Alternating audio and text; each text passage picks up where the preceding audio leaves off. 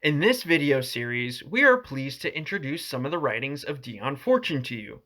This video is about the 11th chapter, Etheric Magnetism, continued, from Practical Occultism in Daily Life, in which Dion Fortune writes about etheric and astral influences on partnerships and the marriage aura. Brotherhood of the Eternal Light, Teaching the Western Mysteries. Chapter 11, Etheric Magnetism, continued. Etheric magnetism plays a very important part in the relationship between the sexes. We usually think of this relationship as being physical and emotional. We do not realize that it is also etheric, and that the etheric factor is an exceedingly important one, and explains many things which cannot be explained in any other way. Those who observe men and women know that if a group of women, however large, be cut off entirely from all association with males, a very peculiar mental atmosphere grows up among them, and they deteriorate individually, developing all manner of neurotic traits. This degeneration does not take place in the case of men. In fact, they tend periodically to seek seclusion from the society of women in order that they may, as it were, be themselves without restraint. It is also noticeable that in a group of women, even though they include no married women, if they either work with or have social relations with men, the peculiar atmosphere and neurotic condition does not develop. What is the reason for this? The reason is that the female receives etheric magnetism from the male whenever there is any degree of sympathy between them, whether in the comradeship of the workshop or the social relationships of dancing and dining or playing games together. The amount of magnetism she receives is in proportion to the degree of sympathy, which ranges from simple kindliness and goodwill through all degrees of flirtation and lovemaking, up to the final consummation in physical union. Just as with vitamins, if this magnetism is completely lacking, deficiency diseases develop in course of time. But it only requires a very small proportion of this essential magnetism to maintain the soul in health. Enough can be picked up from even casual comradeship, provided there are plenty of them. The male, for his part, is throwing off this magnetism all the time. Therefore, isolation from the companionship of women does not present a problem to him. On the other hand, if he is constantly in the company of women who are taking this magnetism from him, especially if he be the only male in a group of females, more magnetism tends to be drawn from him than he can comfortably spare, and his instinct is to seek comradeship in exclusively male society for a period, so that he has the use of his own magnetism for his own purposes, and can build up his personality without interference. The man who is constantly in the society of a group of women and lacks male companionship tends to lose his personality and be made negative, as witness the only son in a family of sisters where there is no father.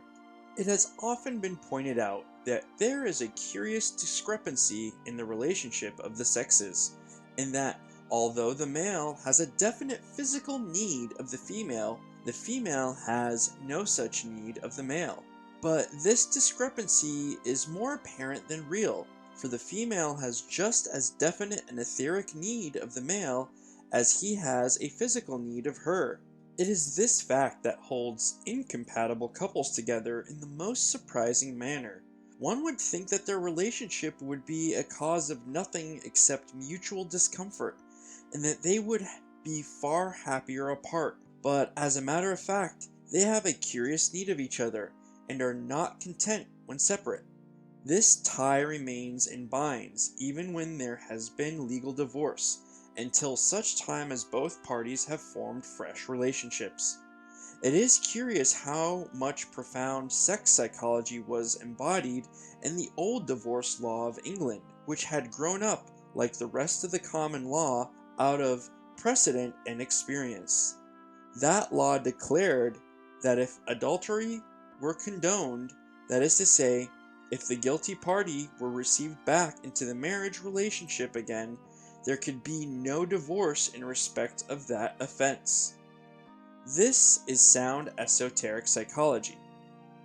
For the reestablishment of marriage relationship would renew the magnetic link broken by the adultery. In a happy marriage where there is both affection and natural physical relationship, and no marriage can be happy without these two factors, a body of magnetism gradually builds up which includes both personalities in a single aura. It is in this single shared aura that the real significance of marriage lies, as distinguished from irregular relationships. It is noteworthy that when pension inquiries during the war revealed how great was the number of unlegalized unions that were functioning as marriages, it became necessary to adjust the pension regulations accordingly, and the women who had been regularly living with a man as his wife was enabled to draw separation allowance and pension in the event of his death.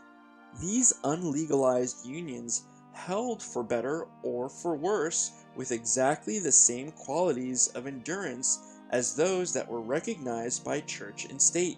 It is this double aura which really constitutes the home. A married couple can make their home in a single room, and it can still be a home.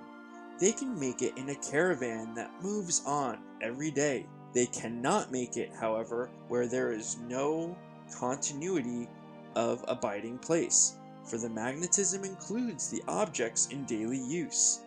This is indicated in the popular expression, "get a home together," which means obtain the needful furnishings for the carrying on of daily life. Life inside this aura is entirely different to life outside it, for it has a peculiar power to inhibit outside influences. The person safe inside a well-established marriage aura is very resistive to suggestion coming from outside. This aura has a peculiar power to re-establish the poise of either partner when it has been shaken by the rubs of life. Where there is mutual affection and respect, the self-esteem shaken by the rude contacts of the world is quickly restored. This is one of the most valuable things in marriage, for there is nothing more difficult than to handle affairs successfully when one's self-confidence is shaken. This power of the home to resist outside interference is one of the last things to go when a marriage is breaking up. Anyone who has ever interfered between husband and wife does not need to be told this twice. They will stop any quarrel to unite against outside aggression. When the marriage aura becomes well established, the two are indeed made one, and each feels the other to be an extension of his or her self, so that any injury or depreciation to one is felt as an injury to the other. Curiously enough, this applies even when there is ill will between the partners. Once the marriage aura has been established, it will stand a surprising amount of strain without giving way. It is this factor that complicates the divorce problem in a very curious manner. Unless there has been adultery, it is very difficult to dissolve a marriage aura. The act of adultery takes the guilty party right out of the marriage aura, and if he does not re-enter it by returning to eat and sleep under the family roof, he remains out, and the marriage ceases to function.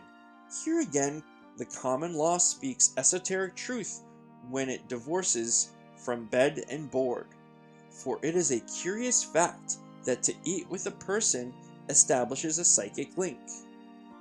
This is recognized in the customs of primitive peoples in relation to hospitality, especially among those who look upon hospitality as a sacred duty.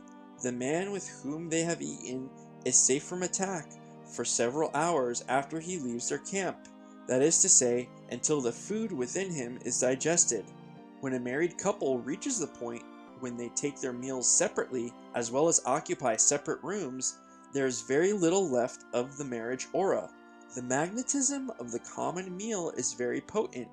When a quarrel is made up, it is common custom to have a drink together. When the point is reached where one person says to another, "I will not eat with you," the breach is unhealable. A very curious effect is produced by the person who refuses to share in a toast. The evil effect of promiscuous relationships has its roots in the damage it does to the etheric magnetism of both parties. No marriage aura can build up. Consequently, the peculiar steadying and protective effects of marriage are lacking. Irregular relationships are a stimulant, but not a food. They create appetite and never wholly satisfy it, for the significance of sex lies only partly on the physical plane. And where the relationship is limited to the physical, certain essential spiritual vitamins are still lacking. A marriage aura is a thing that takes time to establish. That is why newly married couples always go through a period of instability. It may look to them as if marriage were not serving its purpose. That is only because the marriage is not yet established. It takes more than a signature on a register to make a marriage.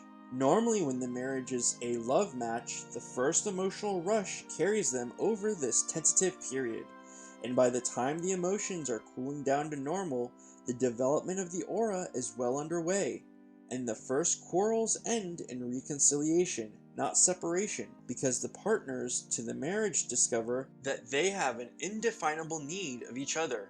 It is this fact that makes bereavement a shock, even when the marriage has been nominally unhappy and full of friction.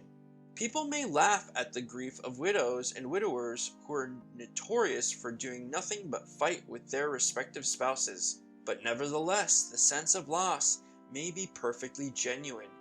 There is an old saying that all dead husbands are good husbands, and another to the effect that a bad husband is better than no husband at all. This indicates that a woman depends upon the magnetism of her mate to a far greater extent than is realized, and that she suffers serious loss when that magnetism is withdrawn. A male, on the other hand, is naturally a polygamous creature. He does not depend on women's magnetism in the same way. His dependence upon marriage, as distinguished from promiscuous relations, which meet his physical need well enough, is social in its broadest and also in its highest sense, where it merges into the spiritual. He needs his home as a place of refuge from the world, and this only the marriage aura can give him. But he also needs to escape from his home at regular and frequent intervals, lest his magnetism be drawn upon unduly and the integrity of his personality impaired. Violet Mary Firth, also known as Dion Fortune, was an important British occultist, ceremonial magician, and author. The Brotherhood of the Eternal Light is in direct lineage with the tradition of Dion Fortune and recognizes her as a spiritual ancestor. We hope you enjoyed the video. If you have any questions, please feel free to write them in the comments. We will create a video to answer your questions after this video series. Would you be interested in us commenting on the writings of Dion Fortune and explaining in more detail her teachings in spiritual philosophy? If so, let us know in the comments. Visit our free online course on Western Mysteries and Kabbalah or our live events on these topics. And if you haven't already done so, please like this video and subscribe to the channel. See you soon in our next video.